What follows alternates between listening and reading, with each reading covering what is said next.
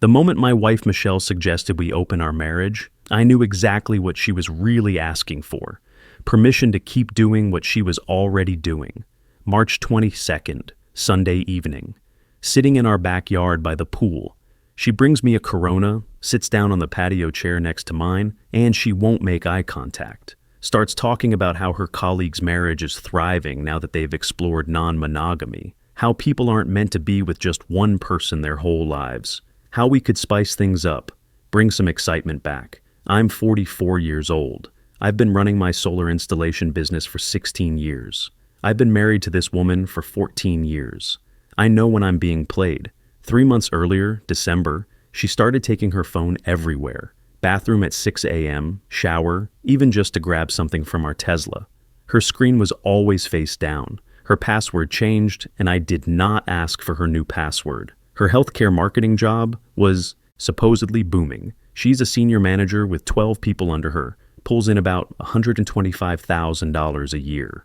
Way more than my $75,000 after expenses from my solar business. But suddenly, she's got evening client dinners multiple nights a week. Weekend wellness conferences that run until 9 p.m. Networking events that keep her out past midnight. The money coming in didn't match the hours she claimed to be working. I checked our joint account. Her salary deposits were steady, nothing unusual, but the expenses told a different story. $180 at Nordstrom she never told me about. $95 at a wine bar in Scottsdale when she said she was at a conference in Tempe. $96 dinner charges on nights she texted me saying she'd already eaten. New workout gear I never saw her wear. Expensive skincare products that appeared in our bathroom. A massage appointment that cost $200 on a Tuesday afternoon. She works from home 3 days a week, manages her team remotely. She made more money than me, which never bothered me until I realized what she was spending it on. So, when she brought up opening our marriage, I smiled. I said I would think about it. I told her it was a big decision, and I needed time to process. What I really needed was time to find proof. Because I'm not stupid, and I wasn't about to let her rewrite history. The next morning, she left for a client meeting at 9 a.m. I had 2 commercial solar installations scheduled that day, but I rescheduled them. We have a Tesla Model Y that we both drive. I mainly use my work truck, but sometimes I'll take the Tesla for errands or when my truck's in the shop. The Tesla has this big touchscreen dashboard. We set it up when we bought the car 2 years ago, and it's connected to both our phones for convenience. Music, navigation, the works. Michelle set up the social media connections because she's more tech-savvy with that stuff. I never paid much attention to it. That morning after she left, I got in the Tesla to run. To Home Depot for some equipment. Started the car, and there on the dashboard screen was an Instagram notification. A direct message preview from a name I didn't recognize. Can't wait to see you at the gym today. I tapped on it, and there they were. All her Instagram direct messages. Every single one. Her phone had been syncing to the Tesla system the entire time. I sat there in our driveway and started scrolling. Months of messages. A personal trainer from her gym, 26 years old, worked at one of those fitness places in Scottsdale. The affair started 13 months ago, back in February of last year. I scrolled to the beginning. Thanks for the training session. Really felt the burn today. Glad you're seeing results. Same time Thursday? Definitely. You're the best trainer I've ever had. Then it escalated. Last night was incredible. I know. I can't stop thinking about you. You make me feel alive again. I kept scrolling. I've never felt this way about anyone. He suspects nothing. We just need to be careful. Planning meetups at hotels, the Marriott in Scottsdale, afternoon sessions, the Hampton Inn in Paradise Valley, evening encounters. I love you. I wish we didn't have to hide. Photos. Not just any photos. Her in workout clothes that showed way more than they should. Selfies in a hotel bathroom mirror. Him shirtless in what looked like a locker room. The two of them together, his hand around her waist, her head on his shoulder. More photos. Her in his car, kissing. Messages about how exciting it was to sneak around. How they almost got caught once when another gym member walked into the private training room. How she was going to ask me for an open marriage so they could stop hiding. I sat there for almost 2 hours reading everything. Every message, every photo, every detail of their 13-month affair. I pulled out my phone and started taking screenshots. Every conversation thread, every photo, I took over 300 screenshots, then texted them all to myself and backed them up to my personal cloud storage. But here's where it got interesting. I also started looking at the Tesla's GPS data. See, our car keeps track of everywhere it goes. Charging locations, destinations, the works. And Michelle had been using the Tesla for a lot of her business meetings. Supercharger stops in Paradise Valley when she said she was in downtown Phoenix. Hotel parking lots during lunch hours. The gym where Kevin worked, multiple times per week, always during off-peak hours. A weekend trip to Sedona, she told me, was a wellness retreat. The GPS data showed she spent 2 days at a mid-range resort. And Kevin's Instagram posts from that same weekend showed him at the exact same location. Sometimes the very technology meant to make our lives easier ends up bringing the darkest secrets into the light. I found receipts mixed in with the love messages. She'd been paying for premium training sessions at inflated rates. A basic hour. Session that should have cost $60 was billed at $100. Package deals that retail for $800 were invoiced at $1,200. She was paying him extra with our money, our joint account that funded most of our household expenses. My money was subsidizing her affair. She'd been using our Tesla for their meetups, charging it at locations that made no sense for her work schedule, and nobody questioned why she needed so many client meetings in Paradise Valley and Scottsdale. The car's GPS data painted a perfect picture of a 13-month affair. I saved everything. GPS logs, charging records, timestamps, messages, photos. Then I called a divorce attorney, found one in Paradise Valley who had 18 years of experience with high-asset divorces. I drove there that afternoon, brought my phone with all the screenshots, and printed out the GPS data. She looked through everything for an hour. Then she looked at me and said 4 words I'll never forget. "Your wife is screwed. Arizona is a community, property state. That means everything acquired during the marriage gets split 50-50, unless there are special circumstances. Adultery is one of those circumstances. Another one is waste of marital assets. That's when one spouse squanders money on an affair. Hotels, gifts, dinners, inflated service payments, all of it. Michelle had spent roughly $18,000 of our joint money over 13 months. Plus, she'd overpaid this trainer by at least $8,000 on fitness services using our household account. The lawyer explained that Arizona judges take a dim view of spouses who waste marital assets on affairs. It affects how they divide property. It affects spousal support decisions. The lawyer said that because Michelle made significantly more than me, she would normally have to pay me maintenance anyway under Arizona's guidelines. But with the adultery and the waste of marital assets, the judge would likely award me a much larger share of everything, including the house. We bought our house in 2016, 3 years into our marriage. $385,000, both our names on the deed. Worth about $520,000 now based on recent sales in our neighborhood. Still owed $220,000 on the mortgage. The lawyer said that in Arizona, the court looks at factors like each person's contribution to the marriage, financial and otherwise, earning capacity, length of the marriage, and the conduct of both parties during the marriage. That last one was the big one. Her affair was misconduct that contributed to the breakdown. Her spending our money on her affair partner was waste of marital assets. Her making $125,000 while I made $75,000 meant she had the ability to pay spousal maintenance. The lawyer laid out a strategy. First, don't tell her I know anything. Second, document everything. Third, wait until we have an ironclad case. Fourth, file for divorce and request exclusive use of the marital home. I asked about that last part. She explained that I could argue I need the house for my business. I run my solar installation company from home, store equipment in the garage, meet clients at the house for consultations.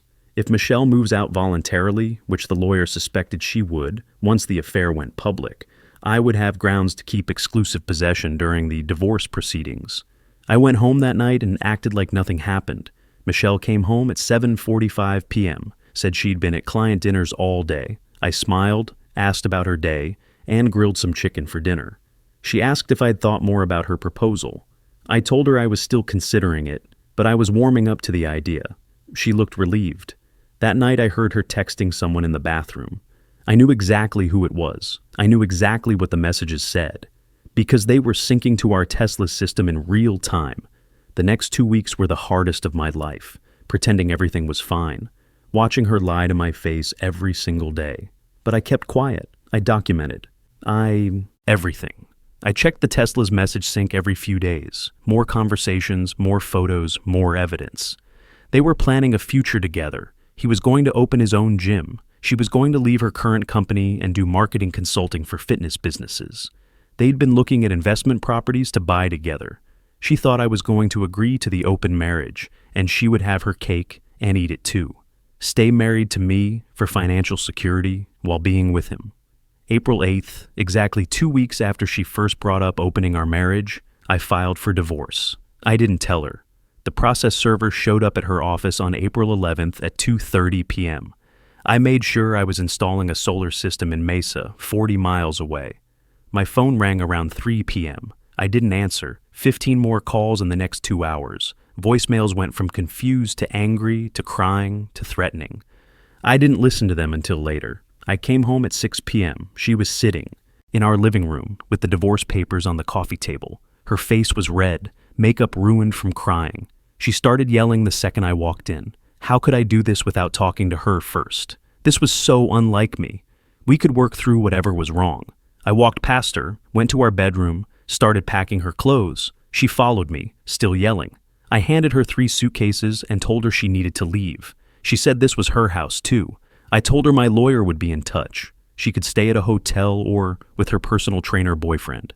She stopped talking and stared at me when I said that. She tried to deny it. I pulled out my phone and showed her one of the screenshots from the Tesla, the one of them together at the Sedona resort. She started crying again, saying it was a mistake, she would end it. We could go to counseling. I told her it was too late for that. I told her she had 2 hours to pack and leave. If she wasn't gone, I would send copies of everything to her boss, her entire marketing team, and the management at Kevin's gym. She left, took the suitcases, got in her BMW, drove away. I changed the locks that night. My lawyer filed for temporary exclusive use of the house the next morning, argued that I needed it for my business, that Michelle had voluntarily vacated, that she made significantly more money and could afford alternative housing. The judge granted it within 10 days. Michelle had to find somewhere else to live. She moved in with Kevin. He lived in a rented apartment in Tempe, 2 bedrooms, nothing fancy. My lawyer started discovery immediately, requested all financial records from Michelle's job. Bank statements, credit card statements, expense reports, everything. We subpoenaed the gym's records to prove the timeline of their relationship and the inflated training fees, requested Michelle's phone records and the Tesla's GPS logs as evidence. By June, we had built an absolutely bulletproof case. $1,747 spent on the affair over 13 months. Hotel rooms, dinners, gifts, weekend trips. Plus $8,200 in overpayments to Kevin for training services. $26,047 total. We had 923 direct messages between them, 156 photos, 7 videos I never looked at. GPS data proving she was with him during work hours when she was supposed to be managing her team. Michelle hired a lawyer, some guy from Phoenix, who charged $275 an hour. He tried to argue that Arizona's community property laws meant the affair didn't matter for asset division. My lawyer demolished that argument. Arizona may be a no-fault divorce state, but misconduct absolutely matters for property division and spousal support. The judge considers the conduct of the parties during the marriage when dividing assets. Adultery is conduct. Waste of marital assets is conduct. Michelle's lawyer tried to argue that she deserved half the house equity, that her income contribution over the years meant she should get 50% of everything. My lawyer showed the judge the evidence of waste, showed the timeline of the affair, showed the inflated training fees where she was funneling extra money to her boyfriend, showed that Michelle had already moved out voluntarily, showed that I needed the house for my business operations. By July, Michelle's lawyer was telling her to settle. She refused. She wanted to fight for the house. She couldn't afford to buy me out, but she wanted to force a sale so she could get her half. The problem was, the judge wasn't having it. The temporary hearing in August was brutal. My lawyer presented everything. Every message, every photo, every receipt, every inflated training invoice. Showed the judge exactly how much money Michelle had wasted on her affair. showed how she'd been channeling extra money to Kevin through fake training fees, showed the GPS timeline proving the affair started while she was supposed to be focusing on her career advancement. The judge asked Michelle's lawyer if he had any evidence to refute the claims. He didn't, because it was all true. The judge granted me continued exclusive use of the house pending the final divorce decree, ordered Michelle to pay temporary spousal maintenance of $1,200 per month starting September 1st.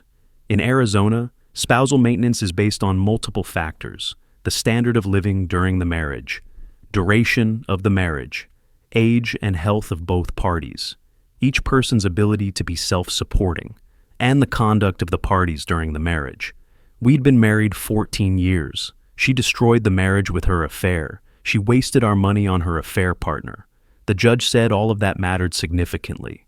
Michelle's living situation fell apart in October. Kevin got tired of her living in his apartment.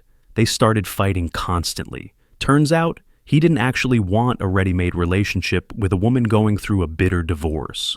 He wanted the excitement of an affair, not the reality of domestic life. Plus, his reputation at the gym was suffering because word got out about the inflated training fees and the affair with a married client.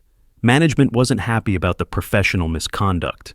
He got fired in November. She had to get her own apartment, $2,100 a month for a 2-bedroom in Scottsdale, plus the $1,100 a month she was paying me in temporary maintenance, plus her share of the remaining marital credit card debt.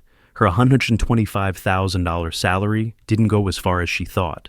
Meanwhile, I was living in our house, running my business, saving money.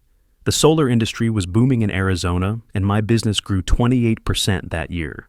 Turns out, when you're not constantly worried about what your wife is doing behind your back, you have a lot more energy to focus on building something real. The final divorce hearing was scheduled for January. By December, Michelle's lawyer was begging us to settle. She couldn't afford to keep fighting. My lawyer offered a deal.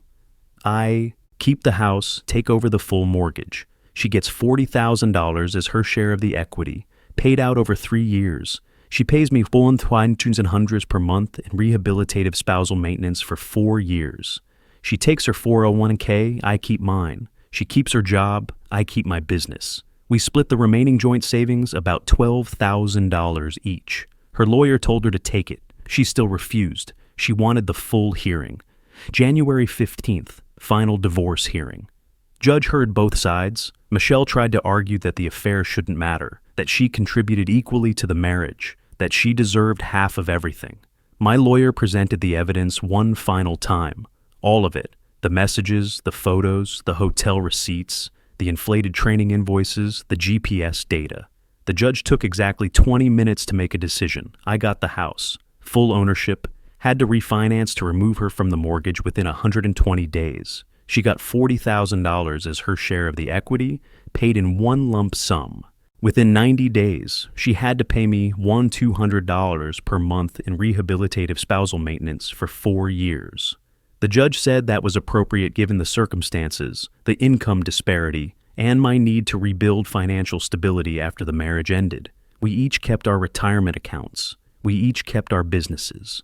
Joint savings split 50-50. She had to pay her own legal fees, which were over $22,000.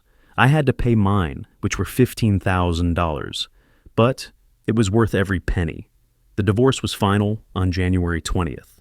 I refinanced the house in March. Higher interest rate than we had in 2016, but I didn't care. It was worth it to get her name off everything and have the house completely in my name. Michelle paid me the $40,000 in February, had to pull it from her retirement account and take the tax penalty. She started paying me $1,200 a month in March.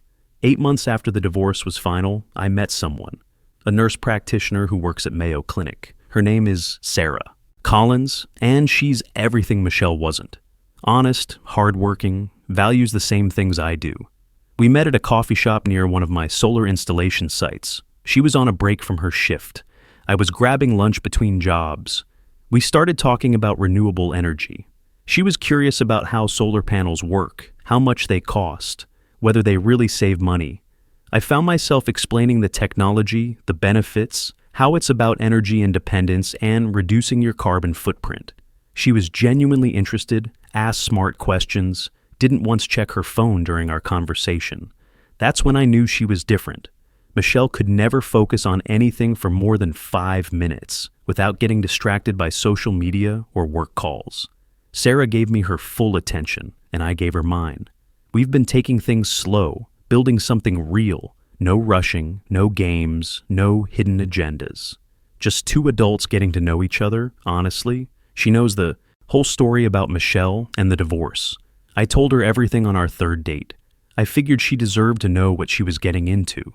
She didn't judge, didn't pry for details, just listened. Then she said something that stuck with me. People who cheat are usually running from something inside themselves. It's not about you, it's about them.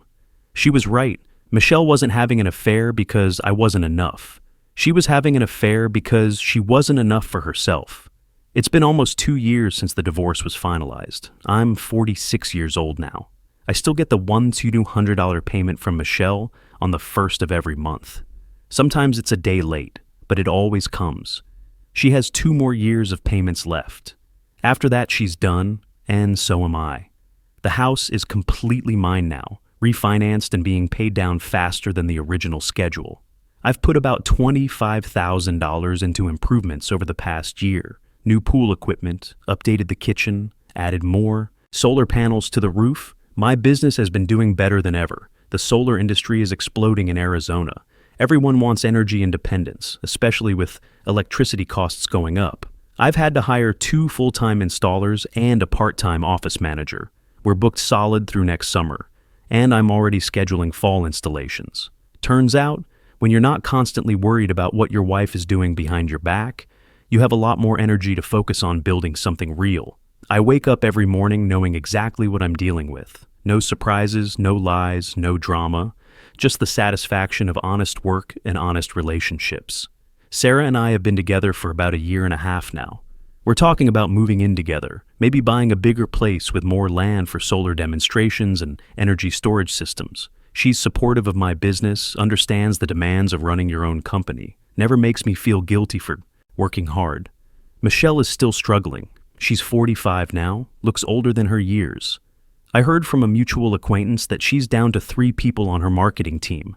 The others left for better opportunities after the divorce drama affected her focus at work. Word gets around in professional circles, especially when court documents become public record. Her income is probably closer to $85,000 now, maybe $90,000 if she has a good year. That Scottsdale apartment is eating up a huge chunk of her take-home pay. Between rent, utilities, car payments, and that $100 or $200 monthly payment to me, she's probably living paycheck to paycheck. Kevin never recovered professionally. Last I heard, he's working at a chain gym in Mesa, doing basic personal training for $25 an hour. The affair scandal destroyed his credibility in Scottsdale's upscale fitness scene. Gym owners don't want trainers who sleep with married clients and inflate billing. I saw Michelle once about 4 months ago. I was at Home Depot, loading solar inverters into my truck. She walked past with a shopping cart, didn't see me at first. She looked tired, worn down by the consequences of her choices. When she finally noticed me, she just nodded and kept walking. No words, no drama. Just 2 strangers who used to be married. I don't hate her anymore. I'm not angry. I just don't care. She made her choices, and those choices had consequences. The universe has a way of balancing things out, especially when you're patient enough to let it work. The Tesla is still in my driveway. I kept it in the divorce settlement since I was the one making the payments. Factory reset the system and set it up with my own accounts. Use it for the same things we used to use it for. Navigation, music, checking the weather. Sometimes I think about that morning when I found all those messages on the dashboard screen, how my entire world shifted in the span of 2 hours, how one forgotten sync setting brought down the 13 months of lies. People ask me if I would have preferred to never know. If ignorance would have been bliss, the answer is no. I deserve to know the truth. I deserve the chance to make informed decisions about my own life. And I deserve better than someone who would look me in the eye every day while planning a future with someone else. The Tesla gave me that truth. The Arizona court system gave me justice. And now, 2 years later, I have something I didn't have during those last few years of my marriage. Peace. Real, genuine peace. I sleep well at night. I wake up every morning knowing exactly where I stand with the people in my life. Sarah doesn't play games, doesn't hide her phone, doesn't have mysterious appointments or unexplained expenses. When she says she's at work, she's at work. When she says she loves me, I believe her. That's what honesty gets you. Trust, security, the ability to focus on building something instead of constantly wondering if it's going to get torn down behind your back. My business continues to grow. Last month, I landed a contract to install solar systems for an entire subdivision in Gilbert, 43 homes, all getting full solar packages with battery backup systems. It's the biggest job I've ever taken on, and it's going to keep my crew busy for 6 months. There's something poetic about working in solar energy after everything that happened. My job is literally about bringing light to places that don't have enough power, converting sunshine into electricity, giving people energy independence, helping them break free from systems that were costing them too much money. Michelle thought she could keep me in the dark forever. Thought she could use my hard work to fund her double life while I remained clueless about what was really happening. But just like a solar panel converts hidden energy into visible power, that Tesla dashboard converted her hidden messages into undeniable evidence. Technology has a way of revealing truth, even when people think they're being clever. Every GPS ping, every synced message, every digital footprint tells a story. Michelle's story was one of deception, manipulation, and financial betrayal. Mine became a story of patience, evidence, and strategic justice. Sarah and I are planning to move in together next month. We found a house in Chandler with a bigger garage for my equipment and enough land to set up a demonstration area for potential clients. She's excited about the move, talks about planting a garden and maybe getting a dog. Normal relationship things that people do when they're building a life together instead of tearing one apart. I told her about the monthly payments from Michelle, explained that they'll continue for 2 more years. Sarah's response was typical of who she is. Good, she said. Actions should have consequences, and you earned that money through years of marriage and everything you went through. No jealousy, no weird feelings about my past, just practical acceptance of reality. That's the difference between a mature woman and someone who never grew up. Michelle was always looking for drama, excitement, something to make her feel special. Sarah finds satisfaction in honest work, genuine relationships, and building something real. Every month when that $1,100 deposit hits my account, it's not about revenge anymore. It's about balance. It's about the universe correcting an imbalance that Michelle created when she decided to waste our marital assets on her affair. That money goes toward my business, my house improvements, my future with Sarah. It's being used to build something positive instead of funding something destructive. Michelle wanted an open marriage so she could have everything. The financial security of being married to me, and the excitement of her affair with Kevin. Instead, she lost it all. The house, the comfortable income ratio, the respect of her colleagues, the relationship. With her young trainer, everything. And I'm the one who came out ahead. Not because I wanted revenge, but because I refused to be played for a fool. Because I documented everything, built an airtight case, and let the legal system do what it was designed to do. The last 2 years have taught me something important about relationships and technology and human nature. People think they can hide in the digital age, but technology leaves trails everywhere. Every message, every location, every transaction creates evidence. The same tools people use to deceive can become the instruments of their downfall. More importantly, I learned that patience and strategic thinking beat emotional reactions every time. If I had confronted Michelle the morning I found those messages, she would have had time to delete everything, spin the story, maybe even turn it around on me somehow. Instead, I waited, planned, and built a case so solid that even her expensive lawyer couldn't argue with it. Now, I'm 46 years old, financially secure, in love with an honest woman, and running a thriving business in an industry that's literally about converting energy from one form to another. Every day, I help people become more self-sufficient, less dependent on systems that don't serve their best interests. Sometimes the very technology meant to make our lives easier ends up revealing who people really are. And sometimes that revelation is exactly what you need to finally start living in the light.